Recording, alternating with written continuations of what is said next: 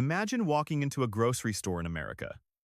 You stroll down the aisles, expecting fresh fruits, vibrant vegetables, and wholesome ingredients. But as you reach for an apple, a cucumber, or even a loaf of bread, something feels off. The colors seem too uniform. The labels boast phrases like all natural or farm fresh, yet deep down, you sense the real food you grew up knowing is disappearing. And you're not wrong. Over the last few decades, the American food landscape has changed dramatically. The food many of us grew up with, the kind that came straight from the farm, rich in nutrients and flavor, is vanishing. Instead, the shelves are now dominated by ultra-processed foods, engineered to be cheap, long-lasting, and addictive. But what's behind this shift? And why should we care? It starts with economics. Big agribusinesses, looking for profits, realized they could produce food faster and cheaper by focusing on high-yield crops, artificial additives, and synthetic processes. Whole grains were refined. Fresh produce was bred for durability over taste, and meats were pumped with growth hormones. What Americans once thought of as real food became a nostalgic memory, replaced by convenient packages that promise ease but deliver little nutrition. Consider the apple. A few generations ago, apples were tart, crisp, and came in hundreds of varieties. Now, most grocery stores stock only a handful of engineered varieties, like Red Delicious or Gala apples that survive shipping, last on shelves, but lack the depth of flavor and nutrient density their ancestors had. The variety isn't gone by accident, it's been systematically reduced to maximize profit and shelf life. Processed food isn't just a taste issue, it's a public health issue. Research shows diets heavy in processed foods contribute to obesity, diabetes, heart disease, and even mental health challenges. The American diet today is dominated by refined sugars, unhealthy fats, and artificial ingredients, everything that our bodies didn't evolve to handle. And while convenience is appealing, the hidden cost is massive. Declining health, rising medical bills, and a generation growing up disconnected from the concept of real, wholesome food. Beyond health, there's a cultural dimension too. Real food carries with it stories, traditions, and family recipes. When we lose the ingredients, we lose part of our culture. Imagine a Thanksgiving without fresh cranberries, homemade stuffing, or roasted vegetables. These meals become hollow imitations, stripped of authenticity. The disappearance of real food isn't just about nutrition. It's about identity, memory, and the American experience itself. So, how did we get here? The path wasn't overnight. It was a slow erosion, guided by industrialization, government subsidies favoring commodity crops like corn and soy, and marketing campaigns that equate processed snacks with happiness. Convenience became king. Families swapped home-cooked meals for frozen dinners. Fresh produce took a backseat to sugary cereals. And Americans, busy with life, unknowingly embraced a diet that was more synthetic than natural. Even schools and public institutions played a role. Lunch programs often relied on cheap, processed foods to feed large numbers quickly, instilling a generation in the habit of accepting convenience over quality. The taste buds of children adapted to sugar, salt, and fat, while the subtle, complex flavors of real food became unfamiliar. By the time kids grew up, real food was no longer the norm, it was the exception. What's staggering is how normalized this has become. We hardly notice anymore that the apples aren't the apples we remember, or that bread doesn't taste like bread. Marketing slogans, flashy packaging, and convenience have created a food culture where real ingredients are a luxury. And as more Americans move away from farms and into urban settings, the distance between producer and consumer grows. The food is processed, packaged, and shipped thousands of miles before it reaches our plate, leaving us with a version that is far from the original. This is the story of a slow disappearance. Real food isn't extinct, but it's increasingly rare, tucked away in farmers' markets, organic co-ops, and backyard gardens. Meanwhile, the majority of the population navigates a world of engineered tastes, labels that mislead, and meals designed to be consumed quickly and forgotten. The question isn't just, why is real food disappearing? It's, what will we do to reclaim it before it's gone entirely? To understand the disappearance of real food, we have to follow the money. The American food system isn't just about farming, it's an industrial powerhouse. Corporations realized decades ago that food could be manufactured like any other product, standardized, mass-produced, and marketed aggressively. And in the process, flavor, nutrition, and authenticity were sacrificed on the altar of profit. Take meat, for example. 50 years ago, chickens, cows, and pigs were raised on farms, grazing, or fed natural diets. Today, a majority of meat comes from concentrated animal feeding operations, FOs, where animals live in cramped spaces and are fed highly processed feed to maximize growth.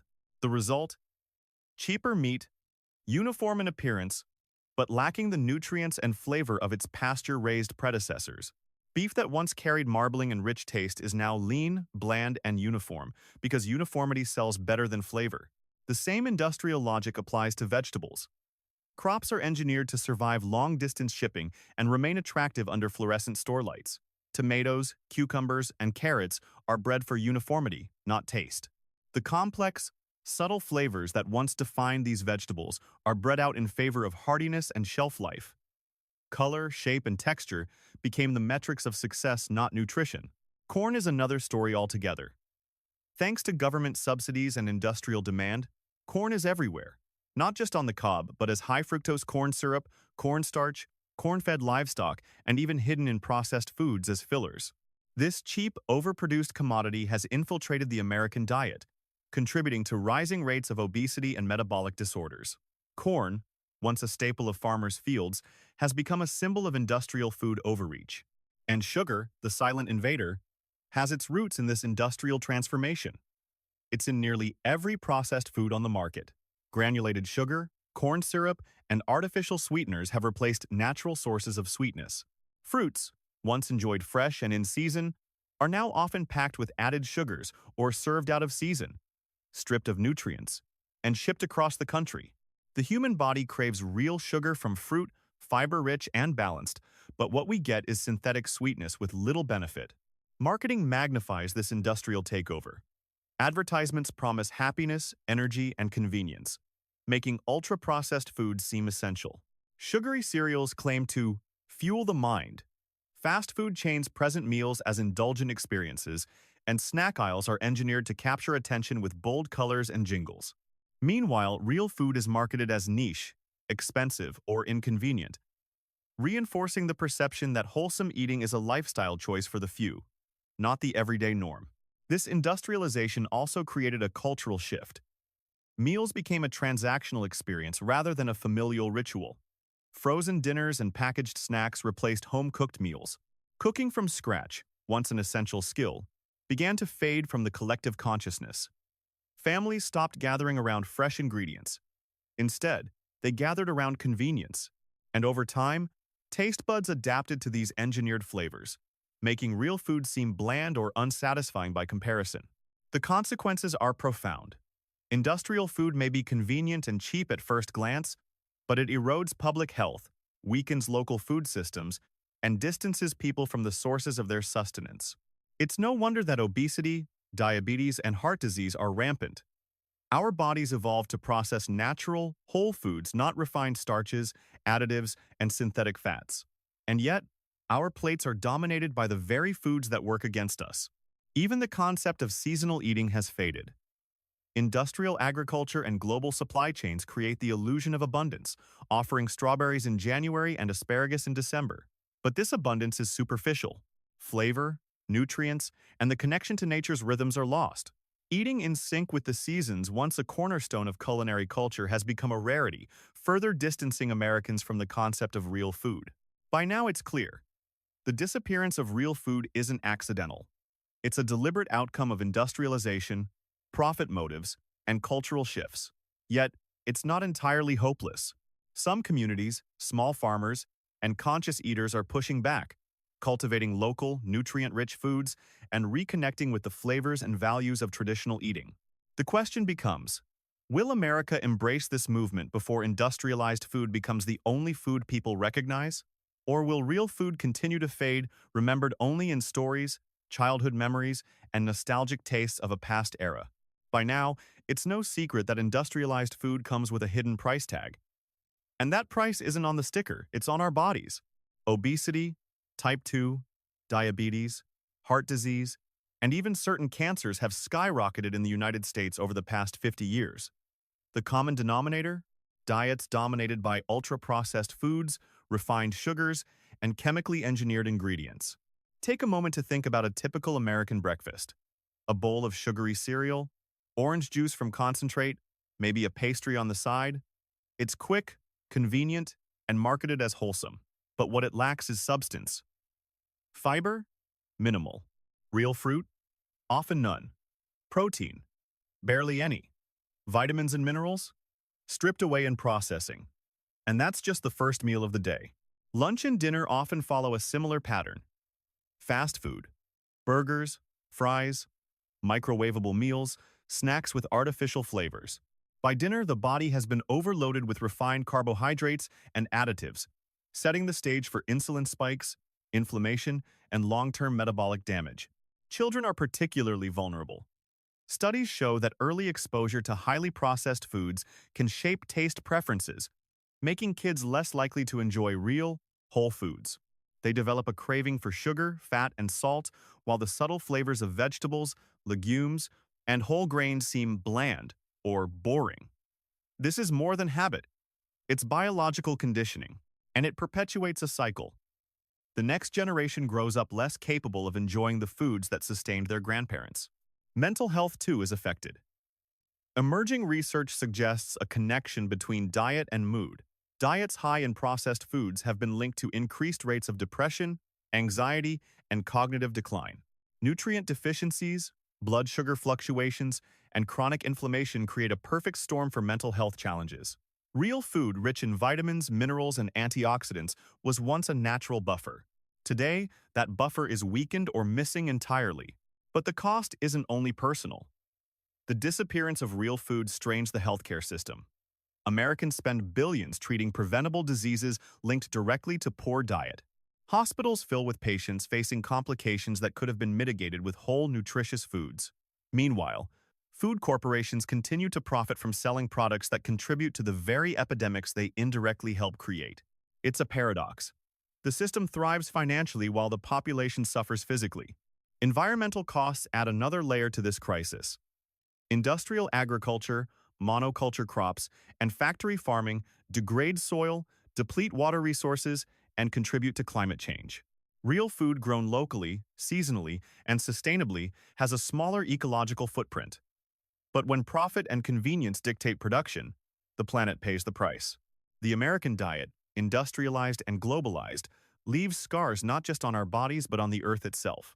The social dimension is equally troubling. Real food was once a connector. Family farms, farmers' markets, communal cooking, and shared meals reinforced culture and community. Industrialized food has weakened those bonds. When meals come pre-packaged and ingredients are imported, the act of cooking becomes transactional. People eat alone, quickly, often in front of screens. The cultural rituals around food recipes passed down, celebrations tied to harvests, the art of preparing a meal fade into memory. Yet, there is hope. Awareness is rising.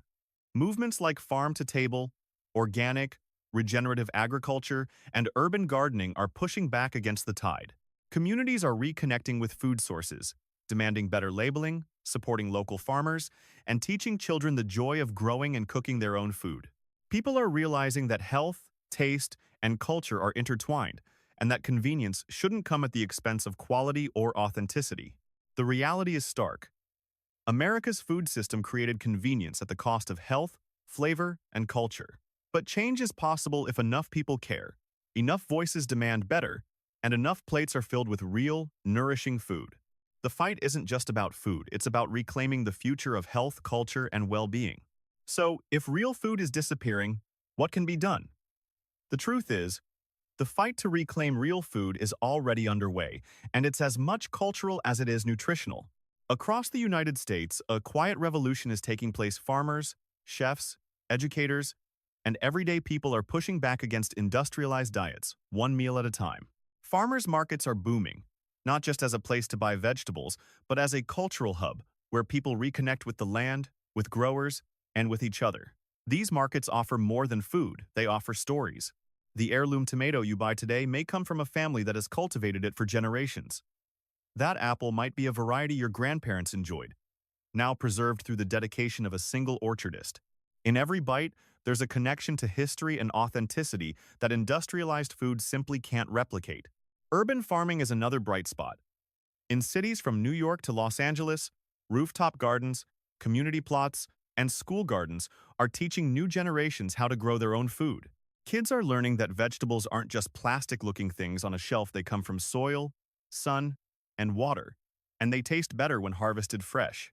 This hands-on experience cultivates respect for food, an understanding of seasonality, and a desire for quality over convenience. Chefs and restaurants are also leading a culinary charge. Farm-to-table cuisine isn't just a trend, it's a philosophy. Chefs are returning to whole, unprocessed ingredients, highlighting local produce, and creating meals that celebrate flavor, texture, and nutrition. This approach is slowly shifting consumer expectations. When people taste real food prepared thoughtfully, they begin to question why they ever accepted less. Technology is playing a role too. Apps and delivery services now connect consumers directly with farmers, allowing subscription boxes, CSA programs, community-supported agriculture, and online marketplaces provide convenient ways to incorporate real food into everyday life. Convenience no longer has to mean processed. It can be an ally in the fight for nutrition. Education is critical. Schools that teach cooking, nutrition, and gardening empower children with skills that last a lifetime. When kids know where food comes from and how to prepare it, they are more likely to demand quality ingredients as adults. Knowledge becomes a weapon against the industrial food machine. Armed with information, people can make choices that prioritize real food over synthetic substitutes. Policy change is equally essential. Advocates are pushing for subsidies that support small farmers rather than just commodity crops, for labeling laws that are transparent and honest, and for incentives that make healthy, real foods accessible to all income levels. While progress is slow, the growing consumer demand for accountability is putting pressure on corporations and lawmakers alike. Community action amplifies these efforts. Food co-ops, local gardens, and grassroots organizations are reminding Americans that food isn't just a transaction. It's a right, a responsibility, and a shared heritage. People are realizing that every purchase, every meal, every seed planted matters. Reclaiming real food isn't just about personal health. It's about preserving culture, nurturing the environment, and fostering a resilient society. Yet, the challenge remains. Fast-paced lives, marketing pressure, and the sheer convenience of processed meals continue to dominate many American plates. Reclaiming real food requires intention, effort, and often a shift in lifestyle. But for those willing to make the change, the rewards health, flavor, connection, and empowerment are profound. The movement is growing, and momentum is building. Real food may have disappeared from many shelves, but it hasn't vanished from the imagination or the hearts of those determined to bring it back. Every community garden, every family meal cooked from scratch, every farmer's market visit is a small act of resistance, a declaration that real food matters, and it will survive. The disappearance of real food in America isn't just a story about diet, it's a story about culture, health, and identity. For decades, industrialized processed foods have dominated our plates, prioritizing profit over nutrition, convenience over quality, and efficiency over tradition. But despite the challenges, there is hope, and it starts with choice. Every decision matters. When you buy fresh produce from a local farmer, plant a vegetable in your backyard, or cook a meal from scratch, you're voting with your fork. You're saying that flavor, nutrition, and authenticity matter. You're reminding the system that real food has value beyond price tags and convenience. And it's not just about individuals. Communities, schools, and local governments play a role in shaping a culture that honors real food. Supporting policies that fund small farmers, improve food labeling, and make fresh produce accessible in every neighborhood can shift the entire food system toward health and sustainability. Education about nutrition, seasonality, and cooking skills is key to ensuring future generations know the difference between a real tomato and a rubbery, flavorless imitation. The power of real food goes beyond health. It connects us to the earth, to tradition, and to one another. Family recipes, local ingredients, seasonal produce, they are threads in the fabric of culture, stories that carry memories, emotions, and identity. When real food disappears, we lose more than vitamins. We lose a sense of belonging, history, and place. But here's the truth. Real food hasn't disappeared completely. It thrives in farmers markets, community gardens, local co-ops, and in kitchens where people are willing to slow down and reconnect with what they eat. Each act of choosing real food is a small victory in a larger fight, a fight for health, flavor, culture, and sustainability. The disappearance of real food is not inevitable. We have the power to reclaim it, one meal at a time. Start small. Shop consciously, cook intentionally, support local farmers, and teach children the joy of growing and preparing their own food. These choices ripple outward, influencing friends, family, and communities until the movement becomes undeniable. In the end, the story of real food is the story of resilience. Just as industrialized food tried to erase it, people are pushing back, creating spaces, meals, and experiences that honor authenticity. America can still savor the flavors of real apples, garden-fresh tomatoes, hearty breads, and wholesome meals. But only if we act.